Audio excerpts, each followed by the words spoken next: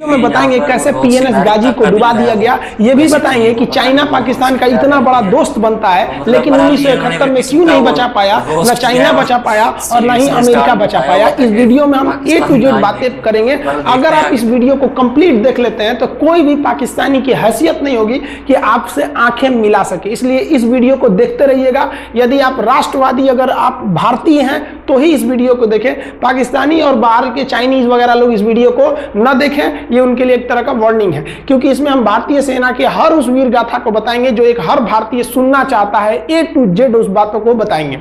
पाकिस्तानी इस वीडियो को क्यों ना देखें तो भैया आप देख लीजिए यहाँ क्यों ना देखें, क्योंकि हम आज चर्चा करने वाले हैं इसकी, और इसका नक्शा किससे मैच करता है आप देख रहे हैं। If you don't believe then go on Google. भाई किससे मैच करता है तो आप तो समझ में आ गया, भाई बुरा नहीं मानिएगा आप लोग।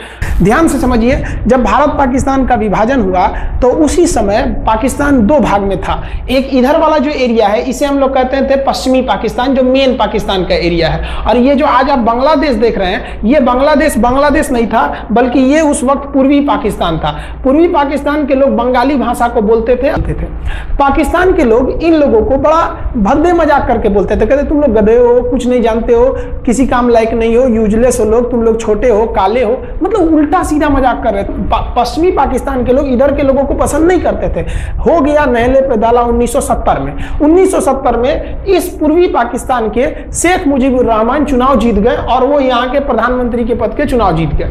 अब यहाँ की आर्मी ने क्या किया, उनको शपथ ही नहीं दिला रहे थे। इसलिए 70 के चुनाव जीतने के बाद शेख मुजीबुर रहमान जब देखे कि ऐसा है तो उन्होंने अपना भाषण दिया 7 मार्च को और कहा कि अब हम इस पूर्वी पाकिस्तान को एक अलग देश बनाएंगे जिसका नाम रहेगा बांग्लादेश।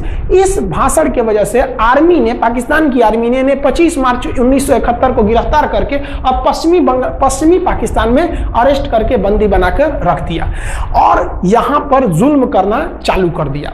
कहां पर भाई, तो पूर्वी बंगाल में, पूर्वी पाकिस्तान में, पूर्वी बंगाल में नहीं, पूर्वी पाकिस्तान में इन्होंने जुल्म करना चालू कर दिया। शेख मुजीबुर रहमान के गिरफ्तारी के विरोध में यहां मुक्ति वाहिनी नाम कर एक विद्रोही गुट तैयार हो गया था, लेकिन पाकिस्तान के, पश्चिमी पाकिस्तान के लोगों ने इस पूर्वी पाकिस्तान पे इतना भयानक जुल्म किया कि इस पूर्वी पाकिस्तान में, इस पश्चिमी पाकिस्तान के लोगों ने यहां पर 30 लाख लोगों को कटवा दिया। 30 लाख लोगों को कटवा दिया। 4 लाख महिलाओं का बलात्कार कर दिया। अपने देश के 4 लाख औरतों का रेप किया। यहाँ पे इतना भयानक वो दृश्य है कि अगर हम उसको YouTube पे दिखा देंगे ना तो YouTube हमारे ऊपर क्लेम करेगा, भैया आप ये सब इतने भयानक दृश्य नहीं दिखा सकते। आप अंदाजा लगाइए इनकी क्रूरता का। ये अपने देश पर इतना भयानक जुल्म कर रहे हैं, इतना भयानक जुल्म किया इन लोगों ने कि शेख मुजीबुर रहमान की गिरफ्तारी के बाद इस जुल्म का नतीजा ये हुआ कि अप्रैल 1971 तक भारत में यहां से लोग भाग के आ गए कि भैया हम जिंदा रहेंगे तब तो, और यहां 10 लाख लोग भारत में आ गए शरण लेने कि भैया हमको बचाइए। तो इंदिरा गांधी जानती थी कि जब तक यहां शांति नहीं होगा तब तक ये लोग वापस नहीं जा सकते थे, और शांति का एक ही था कि यहाँ पे घुस के इनको मारा जाए ताकि ये पश्चिमी पाकिस्तान वाले लोग यहाँ पर सुधर सके। तो इंदिरा गांधी ने इसके लिए बात की जनरल फील्ड मार्शल मानेकशॉ से। उन्होंने सेना प्रमुख मानेकशॉ से कहा, सैम मानेकशॉ से, कि आप अभी युद्ध कीजिए, हम आदेश देते हैं आप अभी युद्ध कीजिए बांग्लादेश पे, हम अपने पड़ोसियों को इस तरह मरते नहीं छोड़ेंगे, आप इस पे हमला कीजिए। उस समय ये पूर्वी पाकिस्तान था। मानेकशॉ ने कहा कि ना हम हमला नहीं करेंगे। कही अरे क्यों? कहा कि आप महीना देख रही हैं, अप्रैल का महीना है। अप्रैल के महीने का मतलब बरसात का दिन सर पे है, और बरसात के समय पूरब का हाल क्या होता है, एकदम भयानक बाढ़ आ जाती है। और उन्होंने एग्जाम्पल भी दिया कि सिकंदर की फौज भी हाथी लेके आई थी और कीचड़ में फंस गई थी कि अगर यहाँ हम लड़ जाते हैं तो यहाँ बरसात रहेगा, हम यहाँ उलझ जाएंगे, ये एरिया सूखा रहेगा, चाइना का ऊपर से एरिया सूखा रहेगा, ये हमला कर देंगे, हमको 3 ओर से लड़ाई लड़ना पड़ेगा। मानेकशॉ ने इंदिरा गांधी से कहा कि आप 2-3 काम कर लीजिए। कब तक के लिए? कि नवंबर तक हम लोग युद्ध नहीं करेंगे, लेकिन अप्रैल से नवंबर के बीच में हम अपने सैनिकों को इस एरिया में लड़ने के लिए ट्रेनिंग दे सकते हैं। मुक्ति वाहिनी, उसको हम ट्रेनिंग दे सकते हैं। और इसी में 1971 में हमारी जो थी भारत और रूस की एक समझौता पर हस्ताक्षर हो गया। अब हम लोगों ने पाकिस्तान को एक बारूद के ढेर पर बैठा दिया था। इंतजार था तो इस बात का कि उस बारूद में एक चिंगारी की और पाकिस्तान तबाह हो जाता। इत्तेफाक देखिए, उस बारूद के ढेर पर खुद चिंगारी जलाई पाकिस्तान ने। कैसे? तो समझिए कैसे। हम लोग का था कि इधर हम लोग ऑफेंसिव हो जाएंगे, मतलब इधर भयानक हमलावर हो जाएंगे, और इधर हम लोग डिफेंसिव रहेंगे, मतलब इधर कम हमला करेंगे, ताकि हम लोग का मेन मकसद पाकिस्तान से युद्ध नहीं था। हमारा मेन मकसद था हमारे अपने बांग्लादेशी भाइयों पर जो जुल्म हो रहा था, जो उनकी बहनों को रेप हो रहा था, इतना भयानक किया था वहां पर पाकिस्तानियों ने कि बाप के सामने बेटी का रेप करते थे, और उसके बाद बाप को मार के कहते थे तू भी रेप कर। इतना मतलब मानवता पूरी खत्म कर दिया गया वहां पर। तो भारत ने कहा कि इधर हम डिफेंसिव रहेंगे। पाकिस्तान को यह खबर लग गई कि भारत ना इधर कमजोर है। अरे भैया, इधर हम कमजोर थोड़ी हैं, इधर कम सैनिक रखे हैं और इधर हम भयानक रखे हैं, तो इसका मतलब ये थोड़ी है कि हम कमजोर हो जाएंगे। भैया कहा जाता है ना कि सोनार के घर का कचड़ा भी बनिया के बादाम से महंगा बिकता है। देखिए, हम लोग ठंडी का इंतजार ही कर रहे थे कि पाकिस्तान ने गलती कर दिया। उसने 3 दिसंबर को अचानक हमला कर दिया श्रीनगर पे, पठानकोट पर, चंडीगढ़ पर, यहाँ पर आगरा हवाई अड्डे पर तबातोड़ हमला कर दिया। एयरफोर्स का इतना भयानक हमला पाकिस्तान का भारत पर हुआ कि भारत देखते रह गया। धड़ धड़ पाकिस्तान की जहाजें एंट्री मार गई सब भारत में, उसकी एयरफोर्स एंट्री कर दी। इतना भयानक हमला था, इतना भयानक कि भारत का एक भी सैनिक नहीं मरा। समझ रहे ना कितना भयानक हमला था। अरे भाई, आप यहाँ पर घुस जाएंगे हमारे देश में तो क्या हो जाएगा भैया? मूस मोटइयन लोढ़ा हुईन, हाथी घोड़ा थोड़े हुईन। भारत तो इसी का इंतजार कर रहा था। देहात में कहावत कहा जाता है कि रोए के रानी तले अखिए खुदा गई। भैया हम प्लाने कर रहे थे कि हमला करने के लिए कि आप हमारे पे हमला करिए दीजिए। अब विश्व का भी दबाव नहीं आएगा हमारे ऊपर कि भैया हमला तो आपने किया है, अब हम लोग छोड़ेंगे नहीं। भारत एकदम दृढ़ निश्चय कर लिया। इसी बीच पाकिस्तान को एक खतरनाक खबर लग गई। क्या थी खबर भाई?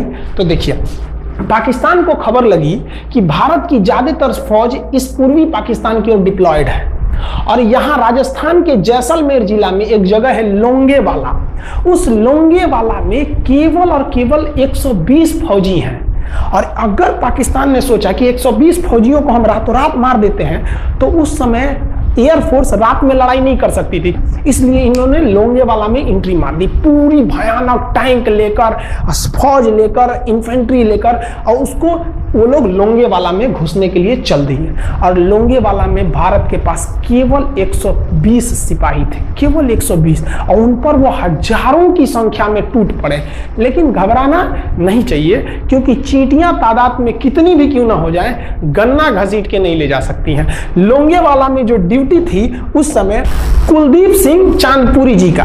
कुलदीप सिंह चांदपुरी सरदार हैं, आप देखे होंगे बॉर्डर मूवी में इनका रोल सनी देओल ने किया है। अब ये कुलदीप सिंह, ये भैया पंजाबी सिख, अब ये लोग 1.25 लाख से नीचे कुछ सोचते ही नहीं है। चिड़िया नू में बाज लड़ावा, गिदड़ नू में शेर बनावा, और 1.25 लाख नू एक लड़ावा, तब गोविंद सिंह नाम रखावा। खबर आया कि आपसे जो लड़ने आ रहे हैं ना पाकिस्तान की ओर से, वो ब्रिगेडियर तारिक मीर आ रहा है। उसके पास टैंक है, 2800 फौज है, बहुत ही तेज रफ्तार से आ रहा है। आपके पास केवल 120 जवान है कुलदीप सिंह, आप पीछे हट जाइए, आप पीछे हट जाइए, क्योंकि आपको हम ना, आप बहादुर हैं इसमें नो डाउट, लेकिन आप कैसे लड़िएगा उतनी भयानक फौज के पास यहाँ। उन्होंने कहा खालसा सिख नहीं हट सकते हम दिखा देंगे कि हम 120 भी उन पर क्या पड़ेंगे, भारी पड़ेंगे। इनके पास ना ही टैंक को उड़ाने के लिए कोई संसाधन थे, टैंक को मारने के लिए एक जीप पर लगा हुआ छोटा सा तोप था, और इनके पास 3 ठो माइंस लगे थे। माइंस समझते हैं आप लोग? टैंक जो होता है ना बम, उसको उड़ाने के लिए माइंस लगाए जाते हैं। तो देखिए ध्यान से, ये है माइंस, ये माइंस होते हैं। इस पर अगर टैंक चढ़ता है ना तो टैंक ब्लास्ट कर जाता है। तब इन्होंने दिमाग लगाया। इन्होंने क्या किया, जो खाली रेगिस्तान था ना उसमें ना आगे की ओर 3 ठो ओरिजिनल माइंस को लगा दिया, और जो खाना खाने वाला टिफिन होता है ना 4 खंडे वाला, इसे, उस टिफिन को इन लोगों ने रातों रात ना बिछा दिया। ऐसे लाइन से, देखिए लाइन से पाकिस्तान की टैंक आई तो शुरुआत में तो भैया ओरिजिनल माइंस था, धड़ाम से लगा, पाकिस्तान की टैंक उड़ गई। पाकिस्तान का एक टैंक उड़ा, फिर दूसरा उड़ा, तीसरा उड़ा। पाकिस्तानी एकदम डर गए सब। ब्रिगेडियर तारिक मीर कहें कि भैया यहाँ तो माइंस लगा के रखा है इन लोगों ने, एक काम करो इंजीनियरों को बुलाओ, पूरा माइंस निकालो। अब ब्रिगेडियर जो हमारे मेजर कुलदीप सिंह थे, ये जानते थे कि बाबू अगर हम तुमको रात भर रोक दिए ना तो सुबह हमारी एयरफोर्स आएगी, तुमको जिंदा नहीं छोड़ेगी। इसलिए इन्होंने पूरा टिफिन बिछाया था। इन पाकिस्तानियों ने 6 घंटे लगा दिए उनको निकालने में। इंजीनियर आते थे तो डर के मारे टिफिन निकालते थे, सॉरी बाप रे बाप, और टिफिन में तो ईंटा पत्थर भर देते थे और डर के ले जाते थे, भागो भागो भागो माइन से। इसको लगाते लगाते इन लोगों ने पूरी रात बिता दी। 3 बज गया।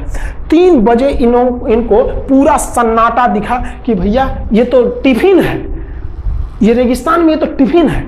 अब उन्होंने कहा कि आदेश दिया कि हमला करो। तो कुलदीप सिंह जो थे चांदपुरी, उन्होंने बालू के बीच में ऐसे गड्ढे बना रखे थे और अपने फौजियों को ना 2 किलोमीटर एरिया में बिछा दिया था, एक उधर एक इधर एक इधर। तो चारों ओर से फायरिंग होती थी।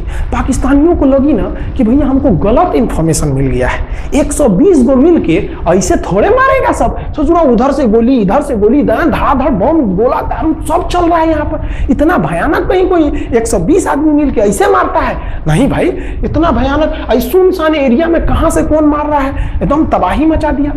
कुलदीप सिंह चांदपुरी ने क्या तबाही मचाया था आप देखना चाहते हैं तो देखिए उन लोगों ने क्या तबाही मचाया था। यह है पाकिस्तान का टैंक, ये धज्जी उड़ गया था टैंक का, थुथुर तोड़ दिया इसका यहाँ पे। ये देखिए टैंक का, पाकिस्तानी देख रहे हैं कि भैया सब चक्का उक्का फेंका गया। बताइए ये चांदपुरी साहब को ऐसा करना चाहिए? ये कोई वीडियो गेम खेल रहे हैं? मार के धज्जी उड़ा दिया। अरे पाकिस्तान बच्चा है, अपने बच्चा है, बिगड़ गया, आराम से मारिए। ऐसे एकदम धज्जी उड़ा दिए हैं बेचारा सबको। पाकिस्तान के टैंक को धज्जी उड़ा के उस पर भारतीय सैनिक खड़ा होकर फोटो खिंचवा रहा था। फोटो खींच। उस समय सेल्फी नहीं था ना, तो आगे से फोटो खींचना, फोटो खींच। यहाँ पे आने वाली पीढ़ियों को ये प्रेरणा देगी। बताइए इतना सुंदर गाड़ी लेके आया था पाकिस्तान मारने के लिए। हाँ बेचारा ऐसे मारा जाता है? हाँ अरे ब्रिगेड मेजर साहब आप भी, बच्चा है, बच्चा को थोड़ा आराम से मारिए। देखिए इसका थोबड़ा बिगाड़ दिया गाड़ी का। ओहो, ऐसे नहीं मारना चाहिए, लेकिन क्या कीजिएगा, बच्चा बिगड़ जाता है तो धोना ही पड़ता है। ये हाल कर दिया रात भर में। सोचिए रात में इतना बुरा मारा, दिन में दिखता तो पूछ डाल रहा पूरा। एकदम भयानक तबाही मचा दिया मेजर कुलदीप सिंह चांदपुरी ने। इनके आगे कौन खड़े थे?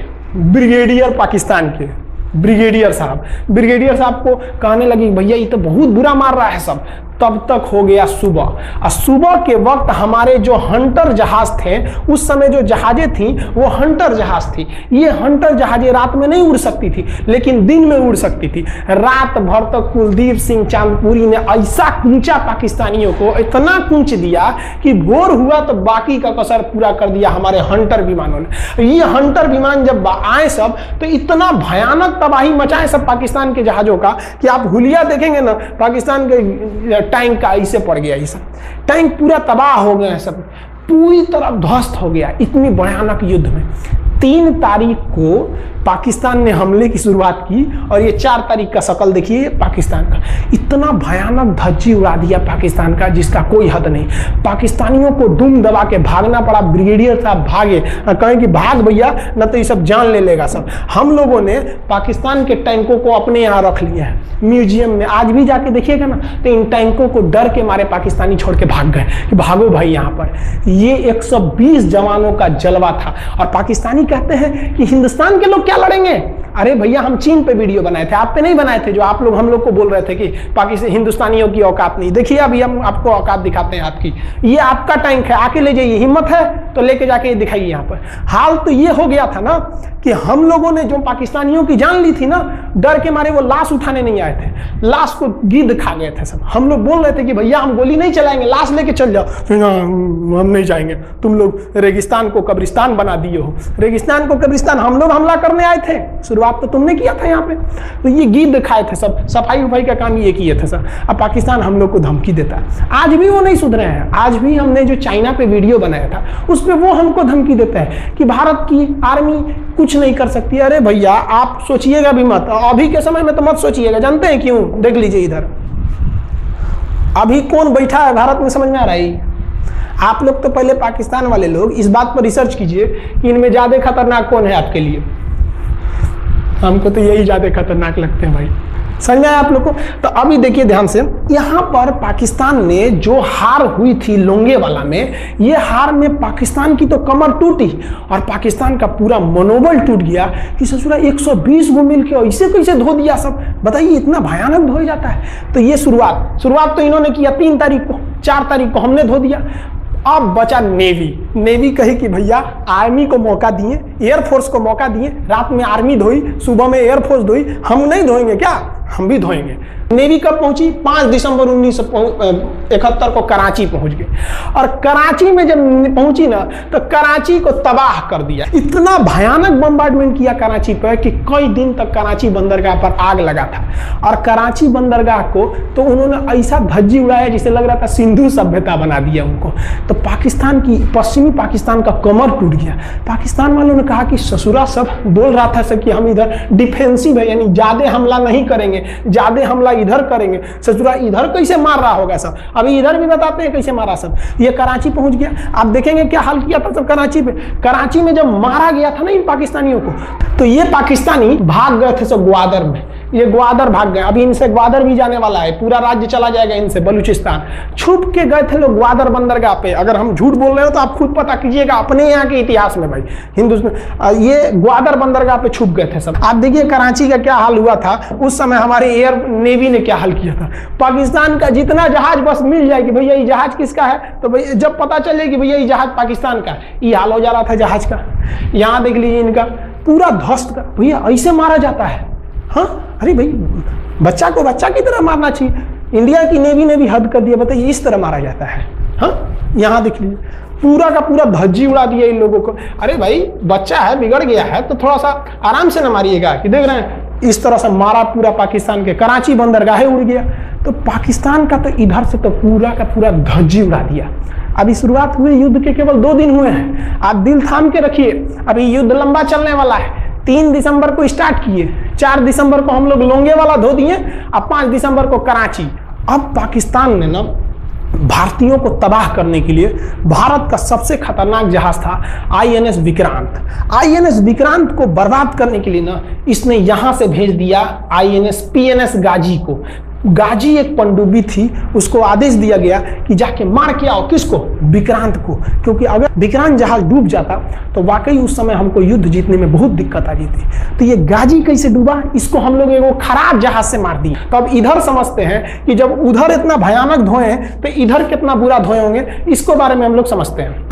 भारतीय सेना अब पूरब की ओर क्या क्या काम की, इसको ध्यान से समझें। ये मुक्ति वाहिनी जो थी बांग्लादेश की, वो अंदर ही पाकिस्तानी फौजियों को मार रही थी गली कुची में दौड़ा दौड़ा के। क्योंकि इन पाकिस्तानी फौजियों ने वहां पर रेप किया, मर्डर किया, और इनका साथ दे रही थी इधर से हमारी इंडियन आर्मी और ऊपर से हमारा एयरफोर्स। ये तबाह कर दिए थे, इनको भागने के लिए भी जगह नहीं था। और इसी में इनका सबसे बड़ा सरदर्द बन गया था इंडियन नेवी।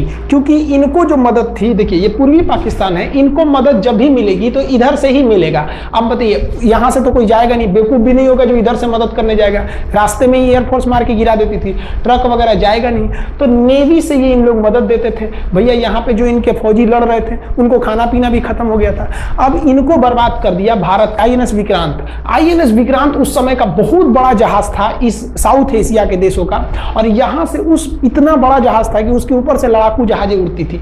वो एयरफोर्स यहां से भी बम मारता था, मिसाइलें मारता था, ऊपर से लड़ाकू जहाजें और हेलीकॉप्टर छोड़ देता था, जो ताकि मुक्ति वाहिनी को कोई दिक्कत ना है। मुक्ति वाहिनी मारती थी और आर्मी पूरी तरह से उसने यहां से हमारा विक्रांत ने चटगांव बंदरगाह को तबाह कर दिया। अब बांग्लादेश का देखिएगा वर्तमान में, उस समय तो पूर्वी पाकिस्तान था, ये चटगांव उस समय पाकिस्तानी आर्मी नेवी का एक बहुत बड़ा केंद्र था।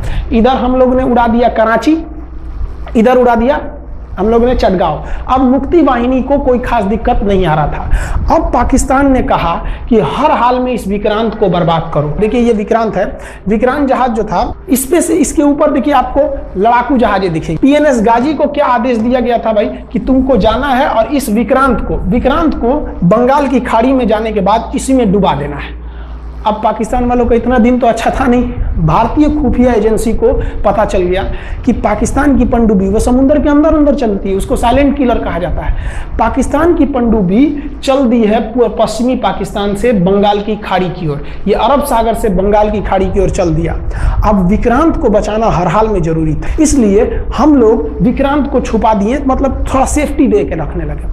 और इस पीएनएस गाजी जो था, पीएनएस गाजी को देखेंगे, पीएनएस का मतलब था पाकिस्तानी नेवल शिप, पीएनएस गाजी, ये मारने आ गया किसको? विक्रांत को। इस पीएनएस गाजी को अगर कोई मार के डुबा सकता था तो वो था आईएनएस राजपूत। लेकिन ये जो आईएनएस राजपूत आप इमेज में देख रहे हैं, ये उस समय समस्या क्या था इस आईएनएस राजपूत के साथ, क्योंकि इसके इंजन में कुछ खराबी आ गई थी और ये बिगड़ गया था। और बिगड़ के इसको विशाखापट्टनम पे बनाया जा रहा था, रिपेयर किया जा रहा था, इंजन ही गड़बड़ हो गया था। तो भारतीयों का यहीं पे दिमाग काम आया। भारतीयों ने सोचा क्यों ना हम पीएनएस गाजी को खुद बुला के लाएं, कहां पर, विशाखापट्टनम पे। तो लोगों ने कहा कि भैया ये आएगा विशाखापट्टनम में, कि आओ आईएनएस राजपूत हमको मार दो। तो कहा कि नहीं, देखिए कैसे आएगा। भारतीयों को पता था कि हिंदुस्तान में पाकिस्तानियों के कुछ ना कुछ जासूस होंगे और वो पाकिस्तान को पल पल की खबर दे रहे होंगे। भारतीयों ने क्या किया, आईएनएस विक्रांत के जितने भी अधिकारी थे उनसे कहा कि आप लोग अपने अपने घर फोन कीजिए कि हम विशाखापट्टनम आ रहे हैं, तुम लोग हमको छुट्टी मिला है, विशाखापट्टनम में 10 दिन रुकेंगे, हमारे लिए तुम लोग खाना पीना अच्छा से बनाओ। लड़कों से उन लोगों को खबर खिला दिया। विशाखापट्टनम में जितने मछुआरे थे उनको कहा गया कि आप लोग हट जाइए, बहुत बड़ा जहाज आने वाला है, बहुत बड़ा जहाज विक्रांत आ रहा है, यहाँ पे आप लोग खाली कर दीजिए, आईएनएस विक्रांत आ रहा है। यहाँ पर क्या किया गया, ऑर्डर दिया गया, बहुत सारे फल सब्जी अंडा ब्रेड, कि भैया ये इतने बड़े जहाज के लिए जा रहा है, 6 महीने का खाना चाहिए।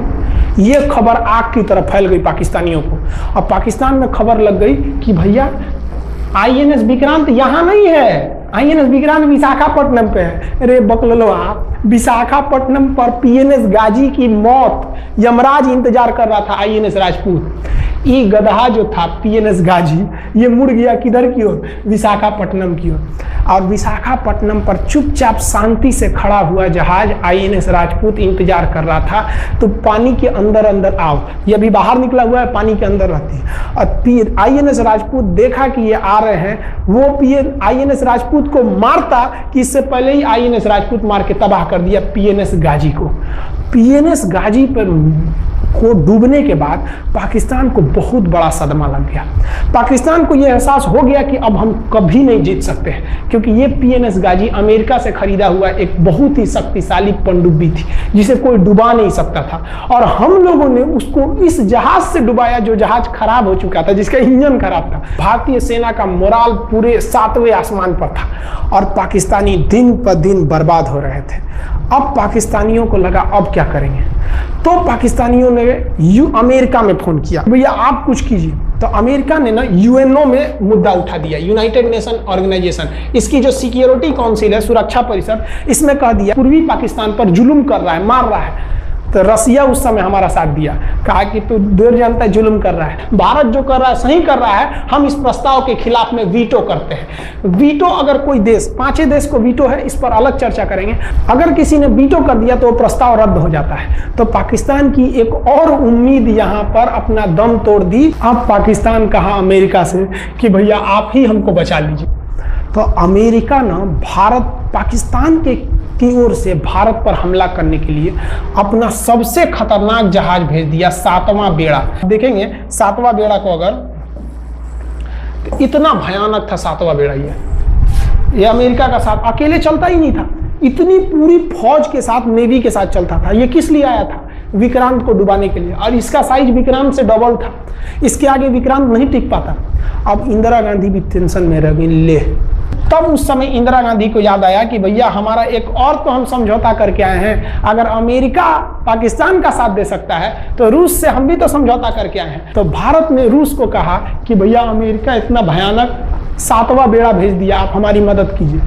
तो रूस ने कहा टेंशन क्या लेते हो, देखो हम बोलते हैं। रूस ने परमाणु पनडुब्बी भेज दी और रूस ने अपना 40वां बेड़ा भेज दिया। आप देखेंगे ये रूस का 40वां बेड़ा है। ये अपने भारी भरकम जहाजों के पूरे ग्रुप के साथ चल दिया, कहा कि चल भैया देखते हैं तुमको कौन मारेगा, भारत को। और अमेरिका को सीधा कह दिया कि भैया विक्रांत पर अगर आपने हमला किया तो ये हमला हम रूस पर हमला मान लेंगे। यहां पर खड़ा था भारत का विक्रांत और उसकी सपोर्ट में खड़ा था रूस का 40वां बेड़ा। और रूस ने यमन से अपनी एयरफोर्स को भी कह दिया था कि भैया तुम भारत की देखभाल करना। तो भारत की सुरक्षा के लिए इतने लोग, और अमेरिका अपना 7वां बेड़ा लेके यहाँ मुंह देख रहा था, और ब्रिटेन ने भी अपने ईगल नाम के बेड़ा को भी भेज दिया था। तो ये 2 लोग हमारे खिलाफ आ गए थे लड़ने के लिए कि अब बताइए, हम लोग बांग्लादेश की भलाई सोच रहे थे, और अमेरिका का 7वां बेड़ा और रूस का ब्रिटेन का ईगल हम लोग के खिलाफ था। और हमारा अपना विक्रांत और रूस की एयरफोर्स और उसकी 40वां बेड़ा हमारे साथ थी। ये पूरी तरह से बाउंड्री बना दिया था 40वां बेड़ा। 40वां बेड़ा का कहना था कि भैया हमारे जहाज पर ऑटोमेटिक मिसाइल लगी है, तुम अगर इधर आओगे तो हम मार देंगे तुमको ऐसे ही। रूस ने अपनी सारी पनडुब्बियों को ऊपर उठा दिया समुद्र के ऊपर, ताकि सैटेलाइट से और दूसरी निगरानी से देखा जा सके, और यही हुआ भी। वो लोग रूस के इतने खतरनाक जहाजों के ग्रुप को देखकर घबरा गए, इतना घबरा गए कि ब्रिटेन ने कहा था we are too late. Britain का ईगल बेड़ा अमेरिका के 7वां बेड़ा से कह रहा है गिरे उधर मत जो, बहुत देर हो गया है, वो पहले पहुंच गया है रूस, अब मारेगा वहीं तबाह हो जाओगे यहाँ पे। तो 7वां बेड़ा ने धमकी दिया कि हमारे जहाज में परमाणु बम लदे हुए हैं। तो 40वां बेड़ा ने रिप्लाई किया था कि हम भी जब चले थे ना तो परमाणु बम लादे के चले थे, और गिनती जब कर रहे थे तो हम भी गिनती किए थे 250 हमारे पास भी परमाणु बम था, लेकिन इतना ज्यादा था कि सोचे कि कौन गिनेगा, बाद में गिनेंगे, आ जाओ देखते हैं किसके पास कितना है। तो रूस ने हमसे सच्ची दोस्ती निभाई थी, और इधर शेख मुजीबुर रहमान की जो मुक्ति वाहिनी थी वो अपना काम कर रही थी। अब भारत आर पार की लड़ाई में था, पाकिस्तान हर मोर्चे पर हारते जा रहा था। भारत सरकार ने पाकिस्तान पर मनोवैज्ञानिक दबाव बनाने के लिए निर्मलजीत सिंह अरोड़ा ने एक प्लान बनाया। उन्होंने एयरफोर्स को पूर्वी पाकिस्तान यानी जो अभी बांग्लादेश है तो ढाका के ऊपर एयर ड्रॉप करा दिया, हवाई जहाज से सैनिकों को उतार दिया, और उन सैनिकों के भेष में उसमें सैनिक कम थे और उसमें केवल पुतलों को नीचे उतारा गया था। ये केवल इंडियन आर्मी जान रही थी कि पुतला नीचे उतरा है सर, लेकिन मीडिया ने तो इसको खबर को आग की तरह फैला दिया। और इसमें हम धन्यवाद देना चाहेंगे हाथ जोड़कर बीबीसी न्यूज का, और बीबीसी ने यह छाप दिया कि इंडियन एयरफोर्स ने ढाका पर 5000 एयर ड्रॉप करा दिया फौजियों को। अब ये गली गली खोज खोज के पाकिस्तानी फौजियों को मारेंगे कि तुम क्यों मार रहे हो हमारे बांग्लादेशी भाइयों को। और बांग्लादेश की मुक्ति वाहिनी वैसे ही उनके पीछे पड़ी हुई थी पाकिस्तानियों के। अब पाकिस्तानियों का पूरा मनोबल टूट गया, पाकिस्तानी गली गली छुप गए सब। सोचिए ये पुतला से डर जा रहे थे सब, रियलिटी में ये फौजी नहीं थे, ये पुतला गिराया गया था एयर ड्रॉप करके। अब वो लोग डर के मारे भाग गए यहाँ पर। अब एयरफोर्स ने देखा कि उसकी एक छोटे से वैज्ञानिक दबाव का इतना खतरनाक असर पड़ा है। एयरफोर्स ने कहा कि अब एक काम करते हैं, अब आर पार को अब ठोक डालते हैं पाकिस्तान को, अब जो होगा सो देखा जाएगा। एयरफोर्स ने बांग्लादेश के जो गवर्नर थे उनके घर पे हमला कर दिया। अब वो घर में नहीं थे, वो तो बच गए। बचने के बाद डर क्या होता है, देखिए डर किसको कहा जाता है। जो उनके गवर्नर हाउस थे AH मलिक, इन्होंने त्याग पत्र दे दिया, भैया जिंदगी रहेगी तो बहुत नौकरी करेंगे, डर के मारे त्याग पत्र दे दिया। सोचिए गवर्नर, क्योंकि पाकिस्तान का एक राज्य ही तो था पूर्वी पाकिस्तान, जैसे हमारा एक राज्य उत्तर प्रदेश, बिहार, महाराष्ट्र, वहां पे भी गवर्नर होते हैं ना, संवैधानिक हिसाब से गवर्नर मालिक होता है उस जगह का। त्याग पत्र दे दिए। सोचिए ये डर था उनके अंदर। निर्मलजीत सिंह अरोड़ा जो लेफ्टिनेंट जनरल थे, जनरल तो हमारे मानिक शाह थे, लेफ्टिनेंट जनरल थे जिन्हें बांग्लादेश जीतने की जिम्मेदारी दी गई थी, मतलब उसे सुरक्षा करने की जिम्मेदारी दी गई थी। वो पाकिस्तान के लेफ्टिनेंट जनरल नियाजी से बात किए और उन्हें कहे कि हम आपको आधा घंटा का टाइम देते हैं और आप इस आधा घंटा में विचार कीजिए आप सरेंडर करते हैं कि नहीं। अगर आप सरेंडर कर देंगे तो हम आपको गारंटी देते हैं कि आपके सैनिकों को जिंदा रखा जाएगा, और अगर आप हमारी बात को नहीं मानेंगे, देखिए गवर्नर साहब के घर है, कोई ठीक नहीं है, आपके घर पे भी यही हो जाएगा। क्योंकि अगर आप हमारे सामने सरेंडर नहीं करिएगा तो याद रखिए हम अपने हमले को 10 गुना और तेज कर देंगे। और हाथ तो आप चारों ओर से गए हैं। भारत चाहता था कि जल्दी से जल्दी इस युद्ध को खत्म किया जाए, क्योंकि अब ये अंतर्राष्ट्रीय मैटर हो चुका था। अब अमेरिका अपना नाक पे ले लिया था कि भैया हमारा जहाज मार के गिरा दिया। PNS गाजी उसी की पनडुब्बी थी, वो तो पाकिस्तान को दिया। 7वां बेड़ा को नहीं घुसने दिया, तो अमेरिका की किरकिरी हो रही थी। ब्रिटेन के ईगल को घुसने नहीं दिया, उसकी किरकिरी हो रही थी। और भारत को उस समय लोग कहते कि ये गरीब देश है, अभी आजाद हुआ है। 1971 में हमारी यही हाल थी, और सारे लोग कह रहे थे ससुराल में, उसको गरीब समझ रहे थे, रुआ के रख दिया अमेरिका को, हर जगह धो दिया पाकिस्तान को। अब बेचारे नियाजी क्या कर सके। नियाजी को आधे घंटे का टाइम दिया गया।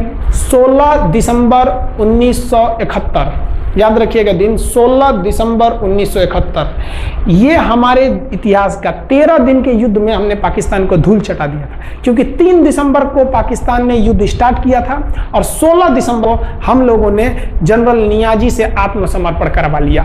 और आत्मसमर्पण आप देखना चाहेंगे जनरल नियाजी का। जनरल नियाजी इन्होंने हमारे लेफ्टिनेंट जनरल निर्मलजीत सिंह अरोड़ा के सामने आत्मसमर्पण साइन किया, और साइन करने के बाद बांग्लादेश के ढाका रेस कोर्स में इन्होंने साइन किया।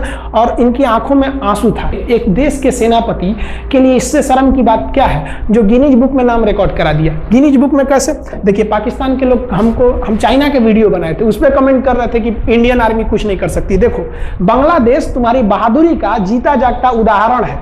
तुम्हारे यहाँ का 93,000 फौज, सोचिए 93,000 सैनिक पूरी दुनिया में आज तक आत्मसमर्पण नहीं किया। ये 93,000 लोगों ने आत्मसमर्पण कर दिया। देख लीजिए, ये अपना बंदूक उतार फेंक दिए, अपने स्टार नोच के उतार दिया कि भैया हम लीजिए आत्मसमर्पण कर रहे हैं, बेल्ट उतार के दे दिया, अब चलिए जहां ले जा रहे हैं, जितना लाठी मारना है हमारी, आत्मसमर्पण। ये वही पाकिस्तान है, याद रखिए। आप याद कीजिए, हमारे 120 सैनिकों ने आपको धूल चटा दिया था लोंगेवाला में। केवल 2 सैनिक मरे थे लोंगेवाला में, और पूरी की पूरी आपको भगा दिया था 4 दिसंबर को ही। और आप याद कीजिए, बहुत बहादुर बनते हैं ना। 93,000 फौज आपकी हार के गई है यहां से। इतना बड़ा हार दुनिया में आज तक कहीं का नहीं हुआ है। 93,000 सैनिक सरेंडर करके गए हैं भारत के सामने से। क्या बात कीजिएगा आप हमारे सामने। तो ये है, गिनीज बुक में नाम है। ये तो है भैया पाकिस्तान की आर्मी, एक तरह से गिनीज बुक में नाम है ना जी। भले हारने से नाम है तो क्या हुआ, पाकिस्तान के लिए इससे खुशी की बात क्या हो सकती है कि भैया गिनीज बुक के नाम है। अब इन लोगों को जेल में बंद कर दिया गया, बाद में हम लोगों ने इन्हें छोड़ भी दिया था। और इस सरेंडर के बाद बांग्लादेश की जो मुक्ति वाहिनी थी, उसके चेहरे पर यह मुस्कान थी कि बांग्लादेश अब स्वतंत्र हो गया। ढाका, इंदिरा गांधी का स्टेटमेंट था, ढाका स्वतंत्र राजधानी है स्वतंत्र बांग्लादेश की। ये खुशी थी बांग्लादेशियों के चेहरे पर, जिनकी बहनों की इज्जत आबरू लूट ली गई थी उन्हीं देश के फौजियों के द्वारा। जिनके ये जो नियाजी थे, जब इन्हें लेफ्टिनेंट गवर्नर बना के भेजा गया था बांग्लादेश में, तो ये नहीं पूछे थे कि बांग्लादेश का स्थिति क्या है। ये पूछे थे कि जिन लड़कियों का रेप हुआ है वो कहाँ है, सब दिखाओ तो, मतलब ये भी जाके करेंगे। ये हाल था। ये इनके चेहरे पर मुस्कुराहट थी। बाद फिर मुजीबुर रहमान को पाकिस्तान से स्वतंत्र कराया गया। भारत ने जो अपना वादा किया था कि शेख मुजीबुर रहमान को स्वतंत्र करेंगे, बांग्लादेश को स्वतंत्रता दिलाएंगे, उनके अधिकारों के लिए लड़ेंगे, भारत ने अपने वादा को पूरा किया। आज शेख मुजीबुर रहमान की बेटी शेख हसीना बांग्लादेश की कमान संभाले हुई है। शेख हसीना, जब हमको याद है जब वो भारत आई थी तो एयरपोर्ट पे, तो मोदी जी एयरपोर्ट पर रिसीव करने गए थे, जबकि ऐसा नहीं होता है।